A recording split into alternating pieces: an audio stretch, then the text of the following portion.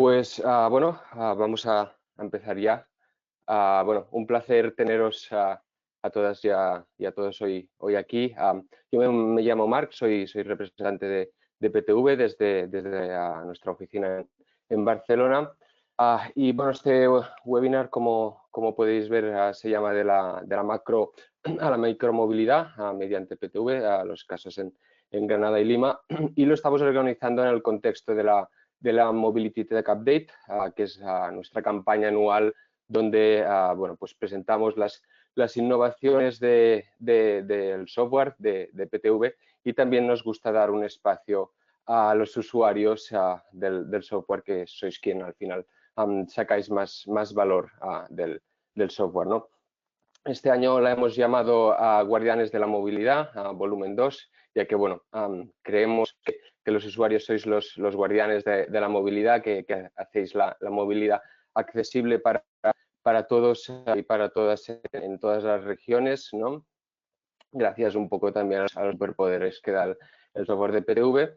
Y hoy tenemos dos super guardianes de la movilidad aquí, como son Sara Torres y Eduardo Sánchez, de la empresa CPS Infraestructuras, Movilidad y Medio Ambiente, que nos van a presentar un par de casos, tanto en Granada y en Lima. Así que no os quiero robar ni el protagonismo ni mucho más tiempo a los ponentes, pero sí que comentar que bueno, tenéis a todos los asistentes un recuadro, ¿no?, donde podéis ir escribiendo algunas preguntas que seguro que os irán surgiendo a lo largo de la ponencia, que yo recibiré y al final de la ponencia las expondré a los ponentes. Así que nada, apago mi cámara y Eduardo, Sara, todo vuestro. Bueno, hola, buenas tardes. Mi nombre es Sara Torres, Sara Elisa Torres Hernández, y vengo con mi compañero Eduardo Sánchez en representación a la empresa CPS para participar en este webinar en el que vamos a exponer la siguiente proyección, que se titula De la macro a la micromovilidad mediante PTV, casos en Granada y Lima. Bueno, yo me encargaré en la primera parte de la presentación de los casos de Granada, ¿vale? Y después mi compañero Edu se encargará de enseñarnos algunos casos en Lima, por tener un poco ámbitos. Hemos traído esta diferenciación por tener un poco ámbitos diferentes, ¿vale? Okay.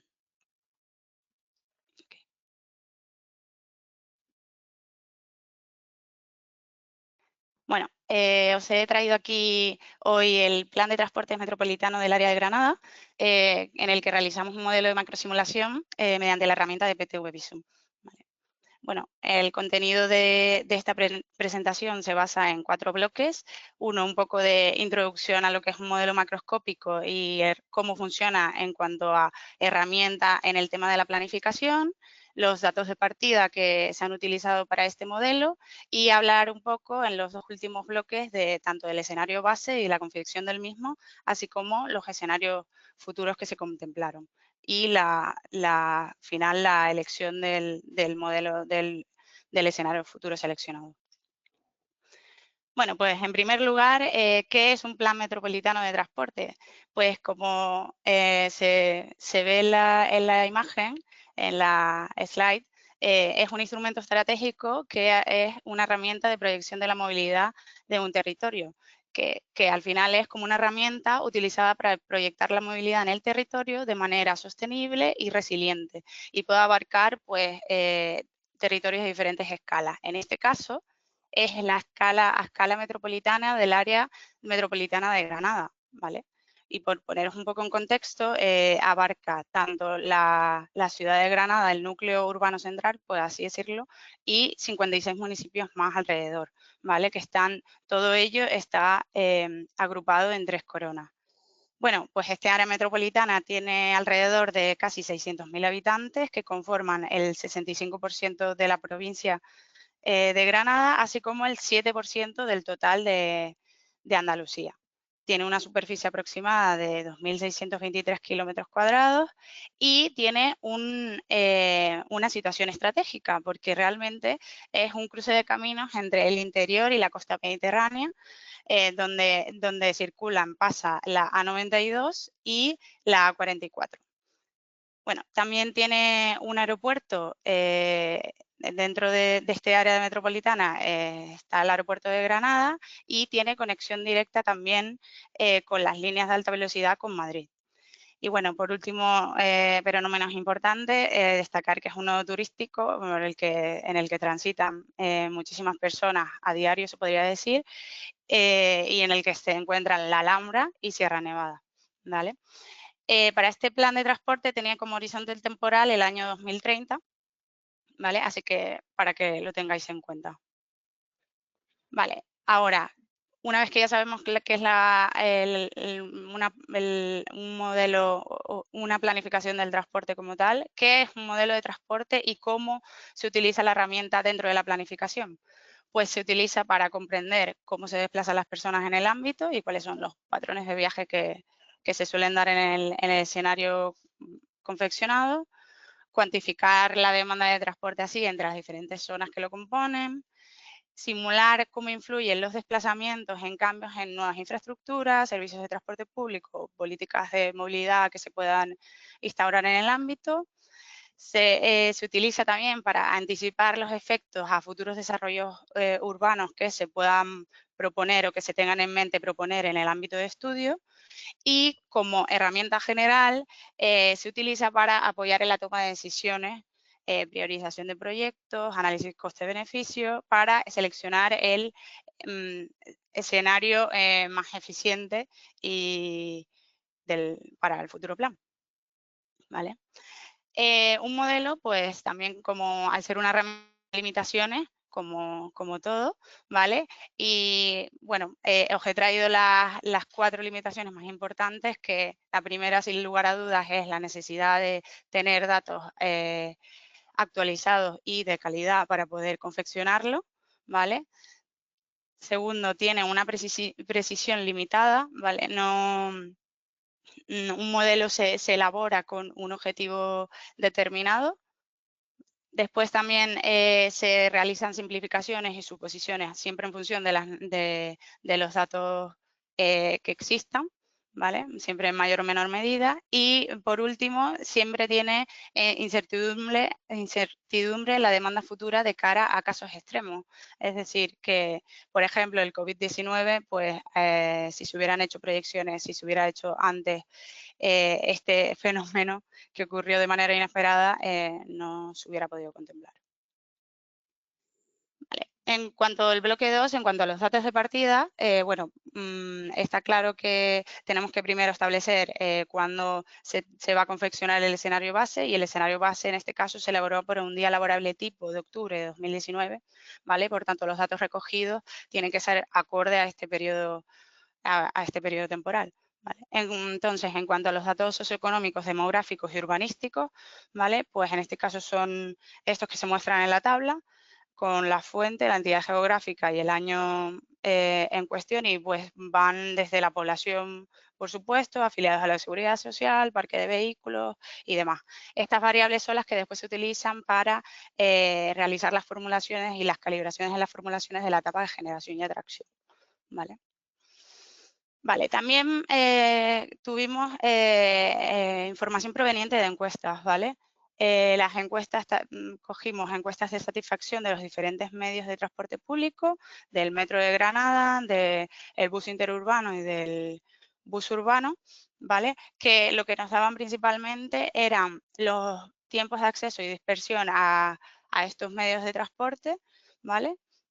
De transporte público, también nos daban como una media del número de transbordos que se hacían, y todo esto para intentar refinar la etapa de asignación, ¿vale? Del modelo de la elección de ruta de los usuarios de transporte público. Y en segundo lugar, también contábamos con la encuesta domiciliaria de movilidad del 2015, porque cabe destacar y decir que para este proyecto no se realizó encuesta de movilidad debido a la situación actual que estábamos viviendo en ese momento. Entonces se recurrió a esta encuesta y, por ejemplo, acudimos a ella para que nos diese información, por ejemplo, de los motivos de viaje, ¿vale? Que esto no suele ser tan invariable con el tiempo, coger ratios de generación de viajes, coeficientes de ocupación del transporte privado y así como la matriz global que después contrastaríamos con nuestra matriz de telefonía móvil, que son los datos de partida que vienen a continuación, que también contamos con datos provenientes de registros de telefonía móvil, ¿vale? Que al final estos datos pues, son unos datos pasivos que eliminan algunas limitaciones inherentes que pueden tener, por ejemplo, las encuestas, ¿vale? Son muestras masivas, no es una muestra en un momento dado, sino que se puede recurrir a ellas en diferentes periodos temporales, por tanto, tenemos un gran volumen de datos. La actualización es casi a tiempo real, es decir, puedo consultar datos de telefonía móvil de ayer, por ejemplo, si fuese el caso, es decir, con alta frecuencia. Y permiten analizar eventos no planificados, como por ejemplo accidentes, manifestaciones que puedan darse en el ámbito de estudio. También sí que destacar, que se me había olvidado, que destacar que también, aparte de estos datos, también cogimos varias fuentes, proveedores privados y los datos que publica el Ministerio de Transporte, que recientemente, hace como unos años, publica de manera más asidua. En cuanto a datos de transporte público, pues tenemos de oferta y de demanda. Por un lado, la oferta, pues estaba claro que teníamos que tener información de líneas, números de expediciones, recorridos, horarios, paradas. En este caso, bueno, en esta tabla, como se puede mostrar, están los diferentes medios de transporte público, el metro, el bus urbano y el bus interurbano, que fueron los que se modelizaron en para este proyecto, ¿vale? Y bueno, los circulitos rellenos significa que está disponible la información, el círculo vacío significa que está parcialmente disponible y la X no disponible. ¿Vale? Entonces, bueno, pues teníamos tráficos permitidos, velocidades comerciales, pasajeros, subidos, bajados, etcétera. En cuanto al transporte privado, un poco más de lo mismo, teníamos la red de carreteras y, muy importante, las intensidades. Incluso contábamos con velocidades instantáneas en puntos determinados. Os quería juntar aquí una imagen de la ubicación de los aforos con los que contábamos, porque quería recalcar que tuvimos 5 fuentes diferentes con los que tener informaciones de datos de tráfico, ¿vale? Segmentado siempre por vehículo ligero y vehículo pesado. Muy bien, en cuanto a la confección del escenario base como tal, primeramente, pues la zonificación, ¿no? Pues la zonificación en este caso estaba compuesta por 389 zonas, de las cuales internas eran 181 y externas 208. 208, ¿por qué? Porque al ser, como dije al principio, al ser un territorio en el que había mucho tráfico pasante, quisimos abordar todo lo que era la periferia al ámbito de estudio, la cercanía al ámbito de estudio, lo quisimos desagregar para cuantificar más detalladamente esos tráficos, tanto el interno-interno como el pasante, es decir, el externo-externo. Y bueno, también se puede ver en la imagen cómo hay una agrupación por macrozonas, que en este caso tuvimos 22 macrozonas y 7 territorios, que esto sí que se heredó del plan de movilidad sostenible que existía en el 2017. Bueno, para esta herramienta se modelizó un modelo de 4 etapas, ¿vale? Desde la generación de atracción, distribución, reparto modal y la asignación, que un poco es lo que vengo hoy a mostrar más detenidamente, porque se ha hecho con el software de PTV Visum, ¿vale? Que actualmente, pues, se cuenta con la última versión del software y con la última implementación, que es el PTV Hub, ¿vale? ¿Y por qué utilizar esta herramienta? Porque, bueno, tiene múltiples cualidades, pero he querido remarcar algunas que para mí eran muy significativas, como que la interfaz es muy intuitiva y de fácil comprensión, es decir, los elementos están fácilmente visibles y también es un software que trabaja con tablas y eso hace que el manejo de los datos sea mucho más fácil. Sí que implementa múltiples algoritmos de asignación de la demanda, entonces eso es una ventaja para mí también. además de que es una interfaz muy intuitiva, tiene internamente una herramienta GIS muy potente que, además de que sea intuitivo como tal, lo hace muy visual, y eso, la ventaja que tiene es que para la explotación, sobre todo de resultados, me parece muy interesante. También, pues, que permite el cálculo directo de múltiples indicadores que están contenidos en él. Y, por último, que es un software muy reconocido y ampliamente empleado por administraciones y organismos en todo el mundo, como puede ser el Transport for London, que reconoce como tal a PTV como una de los primeros software que ellos mismos utilizan. ¿Vale? Bueno, en cuanto a la construcción como tal, he querido traer unos pantallazos ya del software en sí, ¿vale? Para mostraros algunas cosas que me parecen o me pueden parecer interesantes.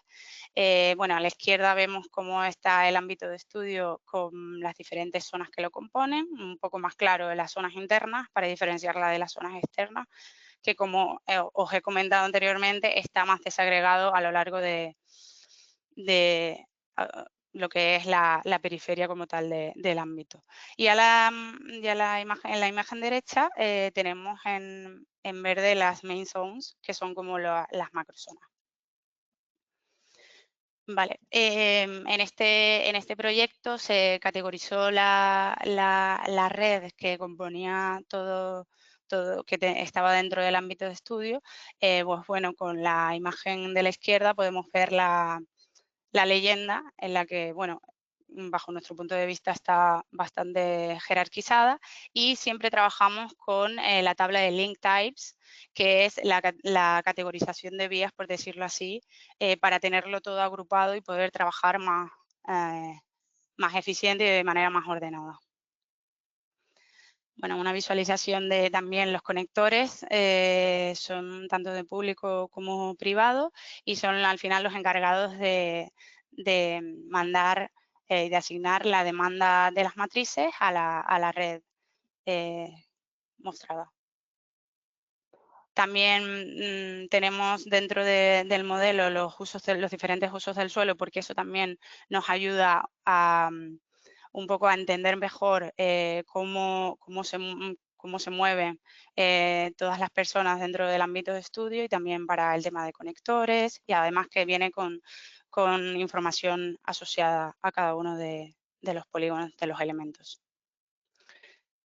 Vale. Y también os he querido traer, que creo que se veía mejor, un vídeo en el que aquí se exponen tanto las stops areas y con los stop points, ¿vale? En este caso visualizo los stop points, que para este proyecto teníamos un total de 1.754, que son al final las paradas de transporte público. Vale, y por otro lado, aparte del tema de las paradas, aquí también os traemos la visualización de las líneas de transporte público. Como se puede ver, en color verde más fuerte son las líneas interurbanas que van desde el centro radialmente hacia el resto del ámbito. En color verde más flojito son las líneas, representan las líneas urbanas, ¿vale? Que sobre todo operan dentro de lo que es el núcleo grueso y denso urbano. Y después está la línea naranja, que representa la línea 1 del metro que existe en Granada. Y un poco pues sobrepuse los stop points, perdón, para que pudieses ver que está claro que se superponen perfectamente. Vale. Bueno, para este modelo se modelizó, por una parte, el transporte público, que estaba conformado por el bus interurbano, el bus urbano, el metro, y también introdujimos las líneas que no pertenecían al área metropolitana, pero que sí que por cómo estaba conformado el territorio dentro por su ubicación, creímos conveniente introducir las líneas que no pertenecían al área metropolitana, porque también computaban dentro del ámbito con pasajeros. Y por transporte privado discerníamos entre el vehículo ligero y vehículo pesado. Vale. También está claro que para poder llevar a cabo una asignación y para poder ver los efectos de la congestión en la asignación, tenemos que tener unas funciones de volumen de mora. En este caso utilizamos funciones cónicas, que son unas funciones estándar utilizadas en este tipo de proyectos, ¿vale? Y lo que hacen básicamente es cuantificar las intensidades en función de la capacidad máxima hasta que llega a su capacidad máxima, y en función de eso lo que hace es disparar el tiempo, por tanto la velocidad baja, ¿vale? Y de ahí pues se tienen en cuenta la congestión. Esto es para cada tipo de vía, ¿vale? Relacionado todo esto con la tabla de link types que os enseñé al principio. Y en cuanto a un poco a resultados, pues el apartado de calibración y validación, pues por aquí en esta diapositiva tenemos el R², el coeficiente de determinación tanto de vehículos ligeros a la izquierda como de vehículos pesados a la derecha que finalmente obtuvimos, ¿vale? Así como el R² de la demanda de transporte público. Este vídeo es un poquito para visualizar de forma más dinámica los resultados. Se puede ver como la araña de tráfico en color rojo para el vehículo privado y en color azul para usuarios de transporte público.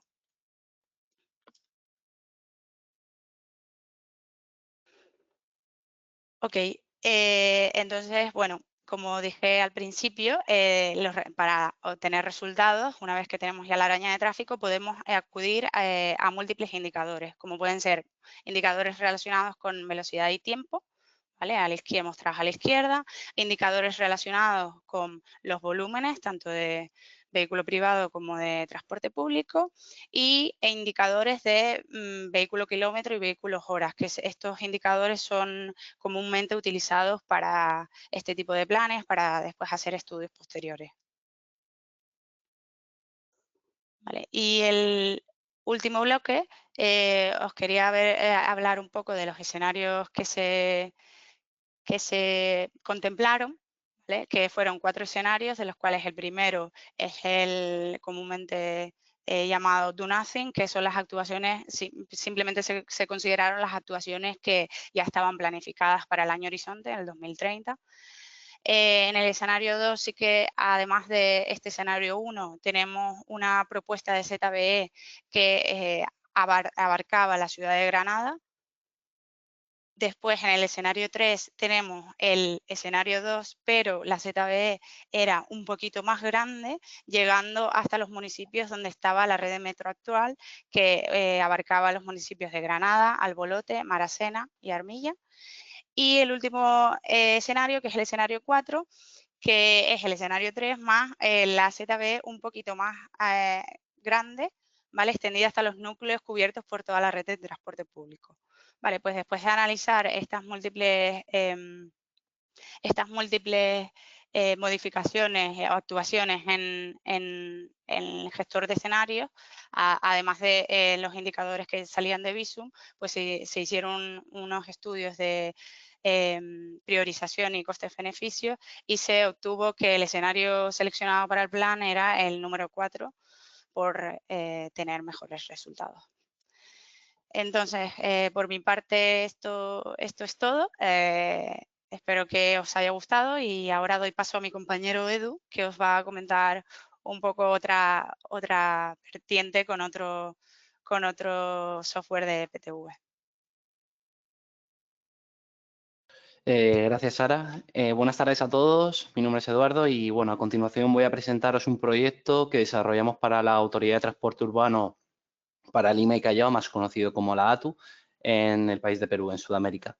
Se trata de una simulación peatonal de la estación Estadio Nacional, que se ubica en una de las zonas de mayor actividad deportiva y cultural de la ciudad de Lima. Como vemos al fondo, es el Estadio Nacional de Fútbol, donde suele jugar la selección de Perú.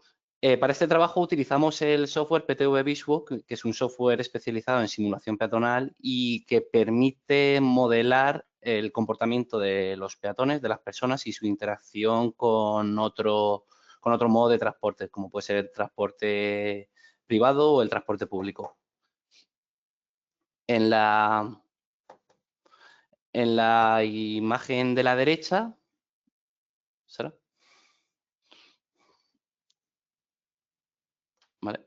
En la imagen de la derecha podéis ver el estado actual de la estación y el objetivo principal del proyecto pues, es recrear el comportamiento real de los usuarios, de los peatones, tanto en el interior como en el exterior de la estación, con el fin de evaluar su funcionamiento bajo distintos escenarios que proponemos. De acuerdo. Entonces, en este proyecto trabajamos con la hora punta de la tarde, ya que según los aforos realizados en campo, se identificó este periodo como la hora pico peatonal con mayor afluencia de usuarios del metropolitano. Una de las grandes ventajas que ofrece el software PTV Beachwalk es la posibilidad de generar vídeos tanto en 2 dimensiones como en 3 dimensiones. Y este tipo de material resulta muy útil, incluso más a veces que en tablas de resultados, porque también el modelizador y el cliente pueden ver visualmente posibles problemas que pueda haber en la estación o en el entorno y así es más fácil la toma de decisiones y proponer soluciones. Entonces, a continuación vamos a ver el vídeo final que se presentó a la autoridad local. Vale, podemos ver que el nivel de detalle de este tipo de simulaciones micro, a diferencia de las que ha comentado antes Sara, macro, es realmente alto y de hecho puede ser tan detallado como nosotros queramos, como decidamos y también según pues, el presupuesto y los objetivos del estudio. En este caso, pues como vemos, se analizó la movilidad peatonal, tanto en los accesos de entrada como en la salida de la estación. Vemos ahí cómo los usuarios hacen su tiempo de espera, tanto para la entrada en los tornos como a la salida de los mismos, y esto genera colas y congestiones que a la hora de la modelización tenemos que tener en cuenta. También se han incorporado diferentes tipos de usuarios. Antes hemos visto un usuario con movilidad reducida cuyos desplazamientos se modelan mediante el uso de ascensores o rampas disponibles para este tipo de peatones. Tanto los tiempos de espera en los tornos como, por ejemplo, en las colas de espera en el ascensor son elementos que se han de modelizar directamente desde Beachwalk y que se puede realizar fácilmente. Asimismo, también vemos como el metropolitano, los autobuses recogen los pasajeros en las respectivas paradas y las liberan para salir de la estación. ¿Y cómo sabemos cuántos suben y cuánto bajan? Pues esto, lo que hemos comentado antes, se realiza en base a foros y encuestas en campo. Cuanto más precisos sean estos datos, pues más realista será la simulación y, por tanto, los resultados serán más confiables. De ahí la importancia del dato. También se ha integrado, como vemos ahí, la red viaria del tráfico privado de los coches, donde se da preferencia a los peatones en los pasos de peatones. Y, bueno, en definitiva, todos estos detalles permiten construir un modelo fiable, capaz de representar con precisión qué es lo que está ocurriendo, tanto dentro de la estación como fuera. En este caso vamos a ver otro ejemplo de otro tipo de estación. Esta es una estación de metro subterránea de 4 plantas y la zona que estamos viendo ahora mismo a la derecha corresponde a la entrada principal que tenía que tiene esa estación, mientras que la parte de la izquierda, ahora viéndolo en la parte de la derecha, son 2 pozos de salida para salidas de emergencia y también que contiene ascensores para personas con movilidad reducida. También esto se realizó para la hora pico y al ser una estación que no tiene mucha actividad, pues bueno, de ahí que veamos que el tránsito era un poco bajo. Y bueno, importante que Beachwalk te permite dibujar a escala 3D, como vemos, y esto es importante puesto que las alturas afectan en el tiempo de recorrido de los usuarios y es importante modelizarlo bien. ¿Cómo podemos modelizarlo esto bien? Pues lo ideal sería tener los planos exactos de la propia estación, que bien, si los disponemos en AutoCAD, si lo tenemos dividido por capas, Beachwalk tiene un módulo en el que podemos generar automáticamente este tipo de edificios, automáticamente, siempre que lo tengamos en AutoCAD y diferenciado por capas. También en esta, a diferencia de la otra, hemos añadido escaleras mecánicas, que tanto la velocidad como las dimensiones se pueden ajustar de acuerdo a lo que haya en la realidad. Y bueno, a diferencia de los modelos anteriores, pues todos estos elementos del sistema, como hemos dicho, servicios del metro, frecuencias, paradas, dimensiones de los andenes, plataformas de espera, funcionamiento, todo esto puede definirse y ajustarse dentro del propio BizWalk. Además de los ejemplos anteriores que hemos explicado, como el uso básico del uso cotidiano de las estaciones, BizWalk también te permite simular escenarios de emergencia, como pueden ser incendios o evacuaciones repentinas, tanto de estaciones de trenes, de metro, desalojo completo de los andenes o el cierre parcial de zonas de la estación por cualquier tipo de incidente que pueda ocurrir dentro de la estación. Estos escenarios son demasiado útiles y en casi todos los planes te lo piden, que haya unos escenarios de emergencia, porque si ocurre cualquier cosa, sobre todo en escenarios subterráneos, estos peatones tienen que asegurarse de una forma segura y eficaz que abandonen la estación en un cierto tiempo, dependiendo de la normativa o la guía que se siga.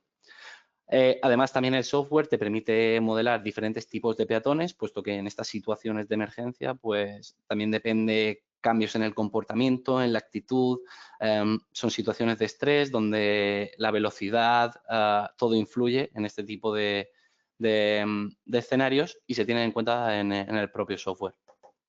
Ahora, en el siguiente vídeo, vamos a ver exactamente cómo en este proyecto era desalojar todo el andén del norte, que era un total de 1000 peatones que tenían que abandonar el andén en un tiempo seguro. Entonces, pues bueno, como vemos, se desaloja por completo. En este caso vemos cómo se abrían los pozos de emergencia, que son estos dos que vemos aquí, el de la izquierda. Vemos cómo las personas suben en una escalera en caracol para subir las 4 plantas hasta llegar a la superficie. Ahora a continuación se va a desplazar y vamos a ver cómo también se utiliza la salida actual de entrada, que es la que tenemos al fondo. Y bueno, es lo que hemos dicho antes, que este tipo de simulación nos permite comprobar si, por ejemplo, las dimensiones, ya sea de los andenes, del ancho de escalera, tamaño de los peldaños, la velocidad de las escaleras mecánicas, todo, si es necesario cambiarla o acotarla, dependiendo de las necesidades que tengan en la obra, y de ahí poder tomar decisiones a la hora de modelizar este tipo de estaciones. Además, comentar que BizWalk nos ofrece la posibilidad de definir condiciones específicas, como por ejemplo, si pueden utilizar los ascensores en caso de incendio o no, si pueden utilizar las escaleras mecánicas o no, o por ejemplo, como vemos ahí, los tornos de entrada y de salida están abiertos completamente, es decir, que no tienen que hacer la cola para validar el billete para la salida, puesto que se trata de una situación de emergencia y los usuarios salen lo más rápido posible de la estación. De acuerdo. BizWalk también permite representar mapas de densidad, donde se mide el número de personas por metro cuadrado y se define mediante los niveles de servicio, que seguro que lo conoceréis o si no estáis familiarizados, dicen el número de personas por metro cuadrado que se encuentran en una zona, según una escala que refleja la ocupación del espacio y consigo la comodidad del desplazamiento y el grado de confort para estos peatones. En la imagen de la izquierda podéis ver cómo se visualiza esta información. Si vemos de forma cualitativa, los niveles de servicio se expresan mediante una escala que va desde la A hasta la F, igual que en las vías de transporte. Y esta escala, en este caso, fue la que utilizamos para este proyecto. Fue desarrollada hace muchos años por el ingeniero John Fruin, que es un pionero en la metodología para evaluar el flujo de peatones y la densidad peatonal, y se caracteriza en 3 categorías, como vemos. Se diferencia para las walking areas, que son las zonas transitables a pie, las stairs, que son las rampas o las escaleras, o las queuing, que son las zonas de espera en las colas. Y en BizWalk, si vemos, podemos poner estos valores o acorde a la escala de Fruin o a la que nosotros consideremos, son fácilmente editables. Y bueno, en este vídeo, como modelizadores, podemos ajustar el intervalo de tiempo con el que se actualizan los mapas de densidad durante la visualización. En este caso, pues, por ejemplo, como vamos a ver, cada 10 segundos se actualizaba el mapa de calor. Vemos ahora como observamos que los colores fríos, que son los azules y los y los verdes son los que representan un nivel de servicio más favorable, es decir, las zonas con menos densidad por metro cuadrado. Sin embargo, los colores más cálidos, que van desde el rojo, el naranja, el amarillo, indican de niveles de servicio más altos, donde significa que el confort es menor, porque hay más agrupación de personas.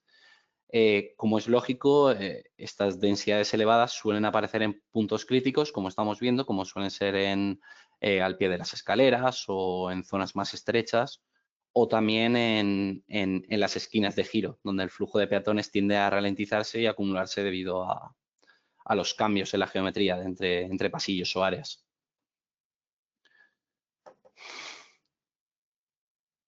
Estos mapas de densidad, como vemos, pues son bastante útiles a la hora de representar resultados al cliente en cualquier tipo de informe, ya que permiten mostrar de una forma visual y muy intuitiva cómo evoluciona la ocupación peatonal a lo largo de la evacuación de la estación. Además, facilitan también ver las zonas conflictivas donde se generan esos cuellos de botella, así como los sectores que mantienen un buen nivel de servicio, incluso en situaciones de alta demanda. También es una herramienta muy valiosa para comparar diferentes escenarios, por ejemplo, cambios en la geometría, variaciones en salidas, distintos tipos de reacción de los peatones y ver cómo impacta en el modelo actual. Y ya por último, pues comentar que en esta diapositiva pues, planteamos algunas de las preguntas clave que nos ayudan a evaluar el funcionamiento de una estación, como puede ser, oye, pues queremos entender, por ejemplo, cómo cambia la espera o la comodidad de los peatones cuando aumenta la frecuencia de los trenes o, por ejemplo, qué ocurre en las plataformas y pasillos cuando hay retrasos o cancelaciones. También, pues, es importante analizar y saber qué ocurriría ante el impacto de, por ejemplo, eventos masivos. En el ejemplo anterior estamos viendo que teníamos un estadio de fútbol de alta capacidad, pues bueno, cuando acaba el partido, cómo eso va a afectar a la estación, qué colas se van a formar y siempre del lado de la seguridad del peatón. Y bueno, eso ha sido todo. Agradeceros a todos que hayáis asistido a este webinar. Esperamos que os haya gustado. Y bueno, cualquier tipo de pregunta que tengáis, aquí tenéis nuestros contactos por LinkedIn. Y bueno, como ha comentado al principio Marc, si habéis tenido alguna pregunta, ahora nos la leerá y estamos muy contentos de responderla. Sí, genial. Pues también decir por mi parte que me ha parecido muy interesante, ¿no? También como estos dos ejemplos que ejemplifican muy bien lo que se puede hacer digamos, para entender la movilidad a un nivel más macro, ¿no? Más agregado de una zona, o ir al detalle en zonas en concreto donde queremos entender cómo se relacionan, en este caso, los peatones con la infraestructura. Entonces, veo que han ido apareciendo alguna pregunta. Si surge alguna pregunta más, pues la podéis ir escribiendo ahora y también la leeré. Por ahora, la primera es también relacionada un poco a lo último que presentabas, Eduardo, ¿no? Y es ¿qué normativa has seguido para la evacuación de emergencia? Vale, muy buena pregunta. Para este caso exacto utilizamos la normativa NFPA, la 130, que es una norma que se aplica para los sistemas de tránsito masivo, como pueden ser estaciones de tren, estaciones de metro, y que establece bueno, unos tiempos exactos. Por ejemplo, esta norma te dice que para que los ocupantes de un andén, cuando salgan del andén del propio tren, tienen que llegar a una zona de seguridad de 4 minutos y, por ejemplo, para abandonar la estación completamente, tienen que llegar en un tiempo de 6 minutos. Para este caso se cumplía un poco al límite, con casi llegando a los 6 minutos, y por eso era un caso satisfactorio de una estación que cumplía con esta normativa. Vale, perfecto. Ahora van surgiendo alguna que otra pregunta más. Esta es más relacionada para Sara. ¿Cómo se modeló el efecto de la zona de bajas emisiones? Me refiero a la restricción parcial por tipo de vehículo. Vale, respondiendo a esa pregunta, pues se tuvieron en cuenta diferentes factores que hacían poder incidir en esa posible reducción, clara reducción del tráfico como tal. afectando, por ejemplo, a temas de velocidades, incluso restricciones en diferentes arcos de la red, un poco jugando con diferentes elementos. Haciendo eso que realmente tomando esas referencias para intentar replicar lo que podría ser una zona de bajas emisiones en los diferentes ámbitos, en los diferentes escenarios que se modelizaron. Vale, perfecto. Y ya la última que veo que ha aparecido es, preguntan, me gustaría saber si se ha estudiado algún área a nivel micro a raíz del modelo macro de Granada y de ser así, ¿cuál ha sido la metodología? Vale, pues particularmente para este caso no, pero sí se nos ha dado otros casos en otros ámbitos que a partir de modelos macro, después se realizan modelos micro en intersecciones, por ejemplo, específicas a raíz de que los resultados de la macro daban tendencias, por ejemplo, a congestión, pues posteriormente se estudiaron esos casos a nivel micro más detalladamente para ver qué era lo que estaba pasando ahí y buscar posibles soluciones y alternativas. Vale, perfecto. Y ha aparecido otra entre medio, también relacionada con el modelo macro de Granada. ¿Cómo calcularon la demanda? ¿Qué modelo usaron? Después hicieron la calibración de las matrices de demanda para adaptar la matriz de demanda para ajustarse a los valores del recuento del tráfico rodado. Ha sido una pregunta un poco larga, me perdí un Sí. poco, pero bueno, entendí que lo que quería decir la pregunta es que cómo se calculó la demanda, bueno, tanto la actual, que era mediante datos de telefonía móvil, bueno, la combinación de datos de telefonía móvil y la encuesta que se utilizó del año 2015, y para las proyecciones se utilizaron las variables socioeconómicas que se vieron en una diapositiva, que se recogieron para el ámbito de estudio en diferentes agregaciones. Siempre partíamos de secciones censales para intentar buscar como la mínima división administrativa como tal, hasta llegar a la totalidad de la zona. Y algo que sí que es verdad que no dije en esta exposición es que siempre siempre que podemos, nos basamos en divisiones administrativas existentes, porque son las que llevan consigo la información asociada de todo este tipo de variables que después utilizamos para los modelos de generación y atracción, para calibrarlos y después para hacer las proyecciones futuras mediante esas formulaciones que hemos obtenido de la calibración del escenario base. Vale, ya va surgiendo ya creo que la última. Según he entendido, se usaron 5 recursos de datos para el modelo macro. ¿Hubo inconsistencia entre datos?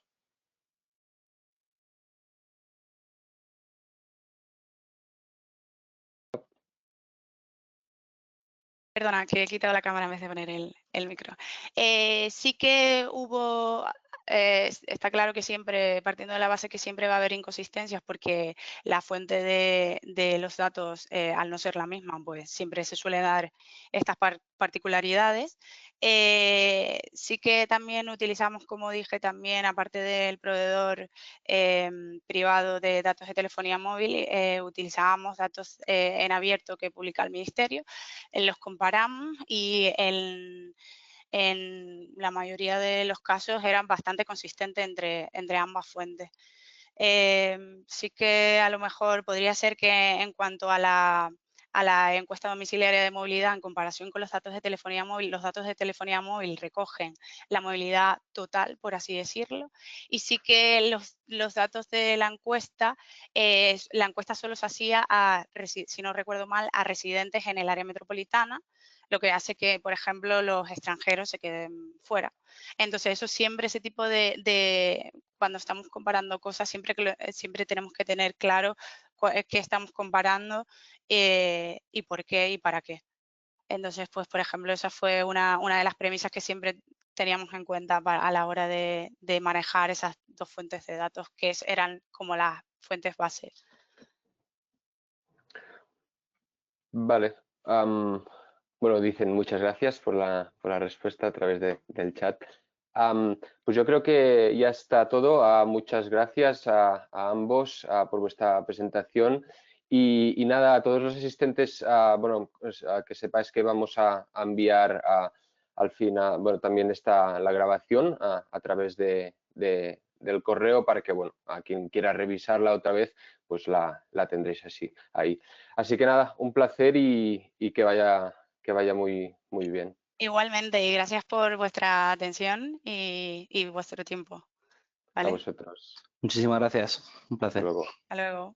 Adiós.